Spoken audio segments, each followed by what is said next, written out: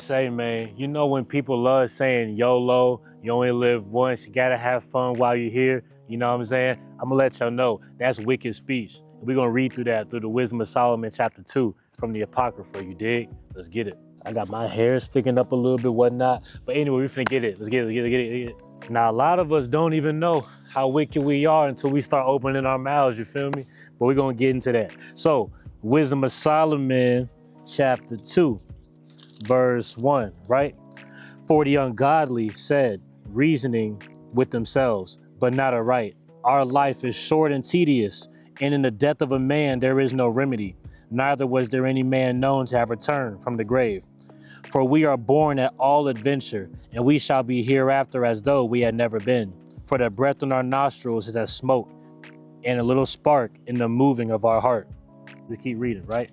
Verse 3, which being extinguished, our body shall be turned into ashes, and our spirit shall vanish as the soft air, and our name shall be forgotten in time, and no man shall have our works in remembrance, and our life shall pass away as the trace of a cloud, and shall be dispersed as a mist that is driven away with the beams of the sun, and overcome with the heat thereof. For our time is a very shadow that passeth away, and after our end there is no returning, for it is fast sealed, so that no man cometh again. They basically saying we're gonna be up out of here so soon, so we might as well just live our life the way we want to, right? Before we know we're gonna be up out of here. We want to live life with no regrets. We've all heard people say these things, right? We gotta protect our mouth, our gate, because we don't even know how wicked we sound sometimes until we open our mouths, like I said earlier. Now let's continue reading, right? Verse 6.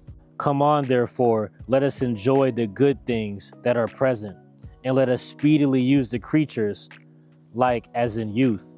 Let us fill ourselves with costly wine and ointments, and let no flower of the spring pass by us.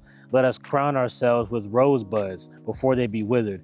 Let's live like a king. Let's live like a queen before we get taken off this earth. Let's fulfill all our lusts. That's what they saying, man. That's what they saying, man. Verse 9, let none of us go without his part of our voluptuousness. Let us leave tokens of our joyfulness in every place. For this is our portion, and our lot is this. Let us oppress the poor righteous man. Hold on. Before we get into verse 10, these people, the wicked, are basically saying, since we're not going to be here for that long of a time, let's live our life to the best of our abilities.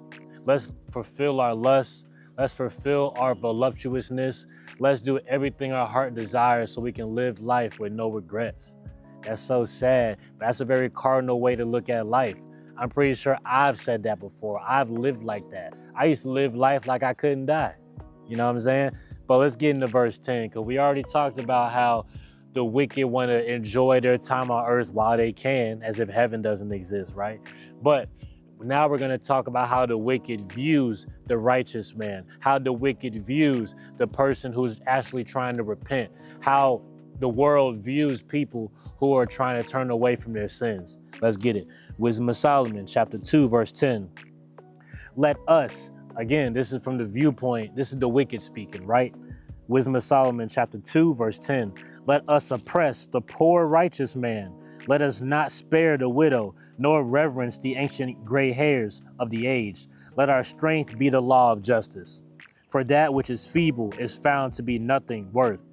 In verse 11, let our strength be the law of justice. Let all our power be in our hands and our might. That's so prideful. For that which is feeble is found to be nothing worth. The strong shall survive, the weak are nothing. That's a very arrogant way to look at life.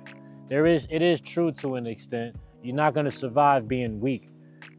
But when you have that spirit of pride, saying that my strength is going to be from me alone and not God, you're separating yourself from the higher source. You feel me? Verse 12, therefore, let us lie in wait for the righteous, because he is not for our turn, and he is clean contrary to our doings. He upbraideth us with our offending the law, and objective to our infamy, the transgressions of our education. They're saying the entire existence of the righteous is going against what we stand for as being wicked. Bro, that's evil, man. Verse 13, he professeth to have the knowledge of God, and he calleth himself the child of the Lord. He was made to reprove our thoughts. He was made to reprove our thoughts. He was made to reprove our thoughts. His existence is here to condemn us. That's crazy to admit, honestly. Verse 15, he is grievous unto us even to behold, for his life is not like other men's. His ways are of another fashion. They're saying the ways of the righteous are of another fashion. We are esteemed of him as counterfeits. He abstaineth from our ways as from filthiness. He pronounceth the end of the just to be blessed, and maketh his boast that God is his Father. Let us see if his words be true, and let us prove what shall happen in the end of him. Doesn't that sound like what they did to Christ? They did that to him physically, spiritually. They're going to do it to you physically or spiritually too, if you're truly repentant, you feel me? Verse 18, for if the just man be the son of God, he will help him and deliver him from the hand of his enemies. Let us examine him with despitefulness and torture, that we may know his meekness and prove his patience.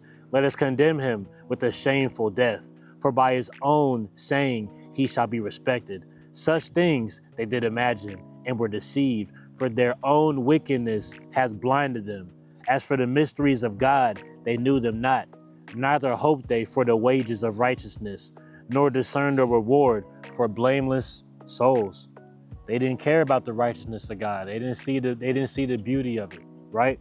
Verse 23, for God created man to be immortal and made him to be an image of his own eternity, Adam.